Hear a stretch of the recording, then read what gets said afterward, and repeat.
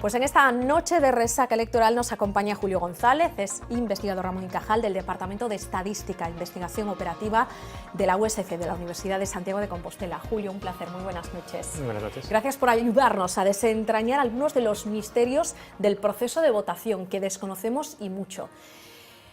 Hoy nos viene que ni pintada tu teoría y una charla que diste hace unos días en Santiago, precisamente en este día de postelectoral, matemáticas también aplicadas a las urnas. Sabíamos que las matemáticas están en cada segundo, en cada poro de nuestra piel, pero no que se podía aplicar también al recuento del voto, que eso sí, pero también al proceso de decisión de nuestro voto. ¿Cuál es tu teoría, Julio?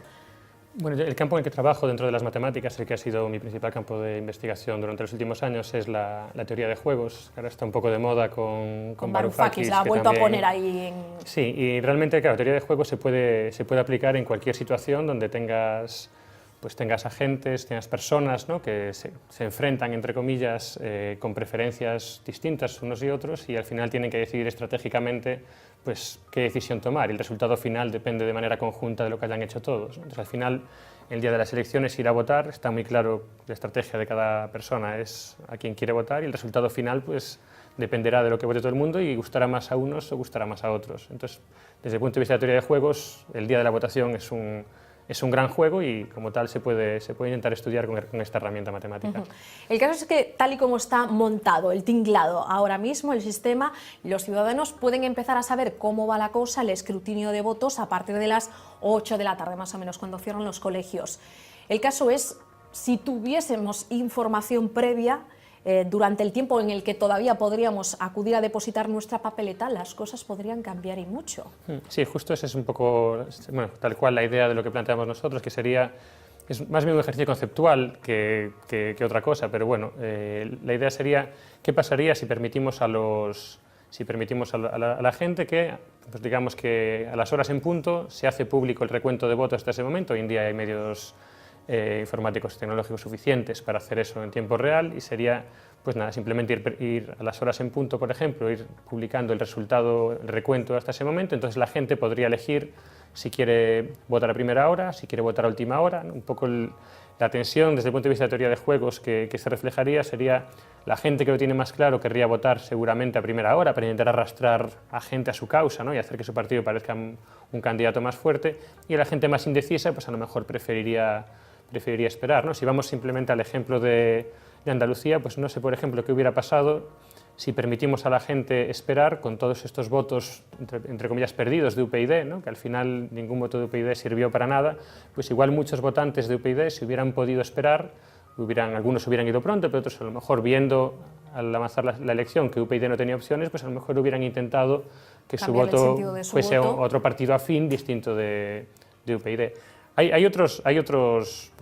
muchas alternativas, ¿no?, muchos sistemas de votación alternativos a este que planteamos nosotros para intentar que el resultado final refleje mejor las preferencias de la gente. Esto es simplemente una idea que se nos ocurrió hace unos años y nos parece muy natural, muy fácil discutir de ella con cualquiera, y nos pareció interesante porque desde el punto de vista de la teoría de juegos era un modelo matemáticamente muy limpio, y para nosotros fue un placer, digamos, pelearnos matemáticamente con el modelo y poder aprender un poquito de él. ¿Crees que sería, Julio, en todo caso un sistema más justo y más representativo que el actual?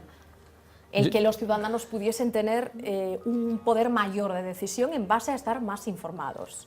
Aunque es algo polémico, y para mí sería más justo y representativo, aunque hablar de justicia y representatividad también incluso esos conceptos son bastante subjetivos hoy en día. Pero yo creo que, por un lado, me parece una pena que el día de las elecciones, que es algo que pasa cada 2 o 4 años, que la gente al final tenga tan poca información. Hay mucha información del resultado final, pero se podría tener mucha más información de las preferencias de la gente. Entonces yo creo que si dejas a la gente votar con más información, porque al final las encuestas tienen una información parcial y muchas veces no del todo fiable, entonces, por ejemplo, en el caso del sistema español, con el mínimo del 5% para que un partido pueda tener representación, solo la gente que simpatiza con esos partidos y que tiene la duda de si podrán llegar al mínimo o no, y que muchas veces no los vota simplemente porque dice, no van a llegar al mínimo, eso yo creo que es una traba que hoy en día impide que los partidos pequeños puedan crecer. Y hace falta fenómenos como Podemos y Ciudadanos, que sea un fenómeno mediático rapidísimo, y aprovechando también de una situación de desencanto social bastante grande, para que puedan partidos pequeños crecer. Mira cuántos años lleva Izquierda Unida intentando subir y yo creo que el lastre del voto útil, ¿no? Que muchas provincias simplemente no van a llegar al mínimo, pues yo creo que los perjudica año tras año. La cuestión es, ¿hay algún sistema electoral ideal? ¿Podría haberlo?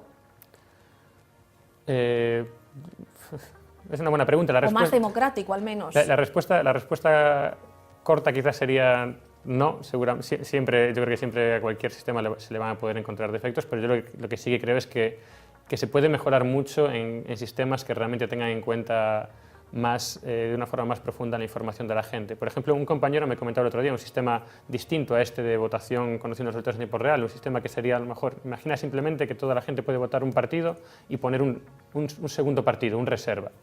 Y en caso de que en el primer recuento, el primer partido al que ha votado no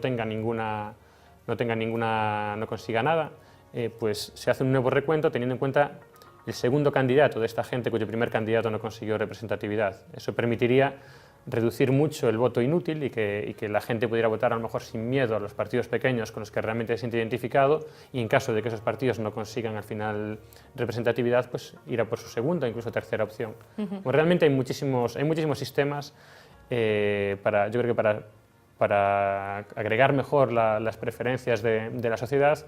El problema que yo veo normalmente es que esos sistemas suelen tender a favorecer a los partidos pequeños. Claro, los grandes tienen mucho poder y mucho que decir. Efectivamente.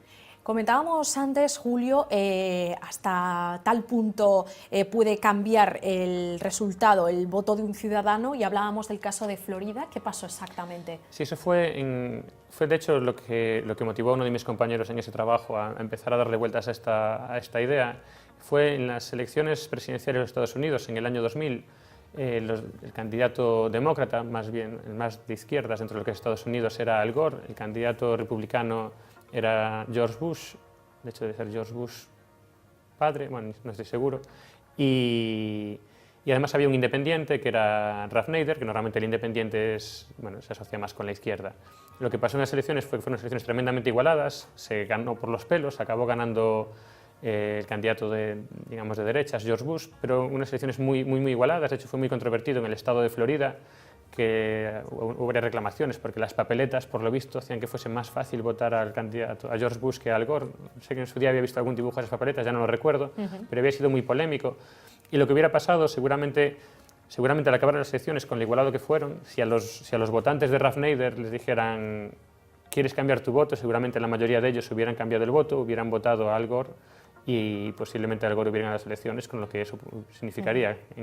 Porque en Estados Unidos, esto en España es un poco menos importante, porque al ser un sistema de democracia parlamentaria, al final necesitas tener una mayoría en el Parlamento, ¿no? Entonces, es menos crítico, pero en Estados Unidos realmente el que gana, y es el que durante unos años va a tener mucho más peso. Claro, que necesita el refrendo de todo un Parlamento. Claro, bueno, para algunas cosas sí, pero digamos que esa decisión es mucho más crítica, y entonces seguramente muchos de los votantes que votaron a Ralph Nader, si hubieran ido viendo el estado del recuento en tiempo real, seguro que muchos de ellos hubieran dicho uy, no, me lo voy a pensar, ya votaré al independiente para otra, que en este caso puede ser importante decidir entre el presidente por un lado o por el otro.